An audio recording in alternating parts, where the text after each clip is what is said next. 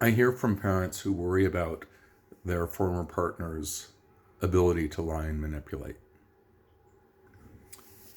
They worry that their partner may be so charming that people get sucked into their point of view. Broadly speaking, in these circumstances, we concern ourselves with two kinds of personality disorders in these people that the partner's worried about: a narcissistic personality disorder and a antisocial or sociopathic, kind of the same thing, personality disorder.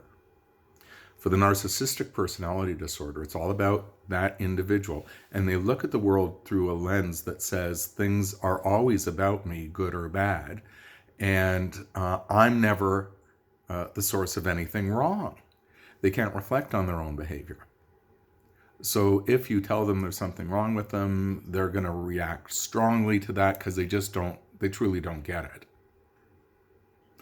They will fit, or they will change facts to fit their point of view so it makes sense to them, and thus they truly believe in what they're saying and how they present themselves, even though it's distorted.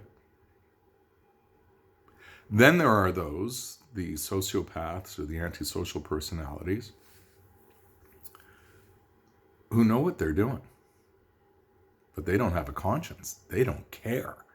They're just happy to get what they want for themselves, regardless of the impact on others.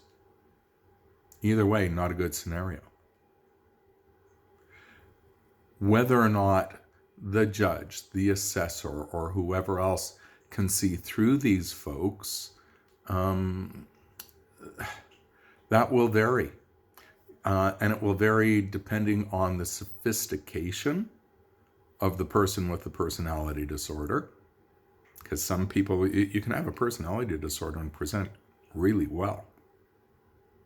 So their ability to present themselves. And are you giving them ammunition, so to speak? Is your behavior hopefully beyond reproach? Can you back up what you have to say? Can you demonstrate that whatever has been said about you, there's no real concrete evidence to support it? But this is what these folks are up against. It's also why I, suggest do consider a negotiated outcome. You may not like it, but if you do go to court, or if you have had an assessment that you don't agree with because of these issues, and the person has presented themselves in a way better than perhaps yourself, then what of the outcome?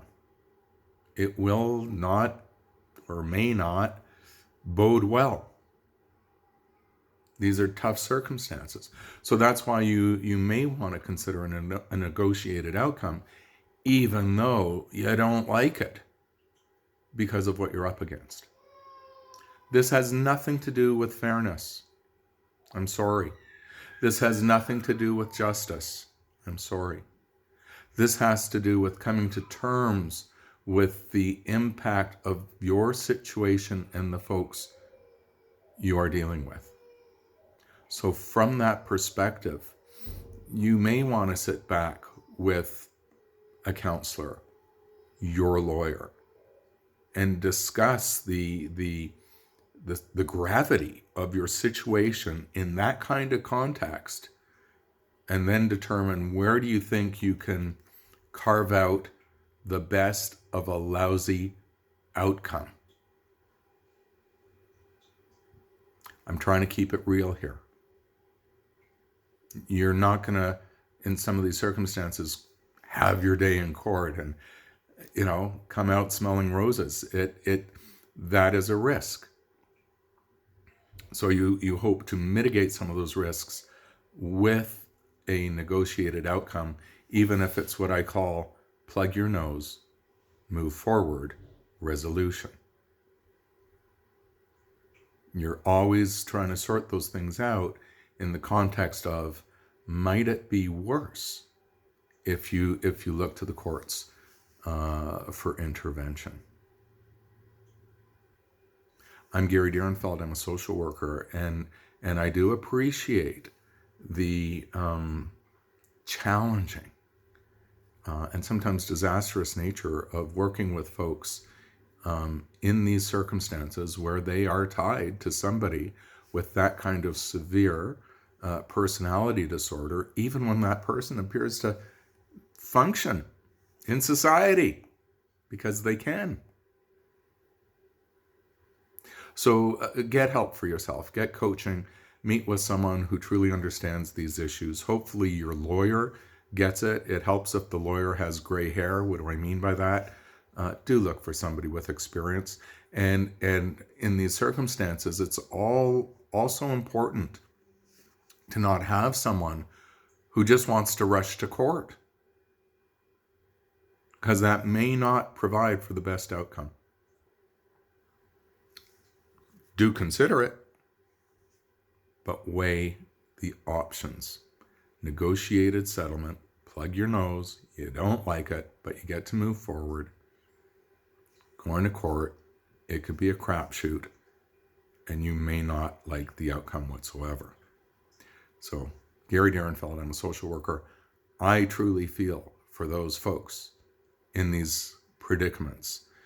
Interestingly enough, statistically, it's a low number, believe it or not, but it's almost the highest number of situations that clog our court system. And of course, that's when you hear about folks unhappy with the family court system. www.yoursocialworker.com. You've got to know, I do wish you well.